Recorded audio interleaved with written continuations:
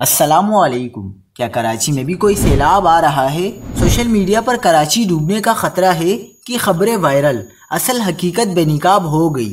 کیا آپ حالات حاضرہ سے آگاہی حاصل کرنا چاہتے ہیں؟ خبر کے پیچھے چھپے اصل حقائق جاننا چاہتے ہیں تو ابھی سبسکرائب کیجئے جلمل پاکستان کو اور ساتھ ہی گھنٹی کے نشان پر کلک کر دیں۔ آپ کو بتاتے چلیں کہ کراچی شہر یا اس کے مضافات میں کسی قسم کی سیلابی صورتحال کا کوئی امکان نہیں ہے۔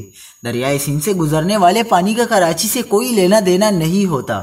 ان علاقوں میں سیلاب کی صورتحال تبھی پیدا ہوتی ہے جب ملیر، نوری آباد اور ارد گرد میں طوفانی بارش ہو، جبکہ پچھلے 2 ہفتوں سے کوئی طوفانی بارش کراچی یا اس کے مضافات میں نہیں ہوئی۔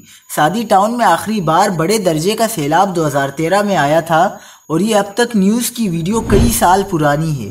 سوشل میڈیا پر افواہیں پھیلانے والے اتنے پتھر دل نہ ہوں کہ ملک کے سنگین ترین سانحہ میں بھی لائکس کی خاطر جھوٹی خبریں پھیلانے کی پڑی ہے۔ اللہ کے واسطے دل میں انسانیت پیدا کریں اور افواہیں نہ پھیلائیں۔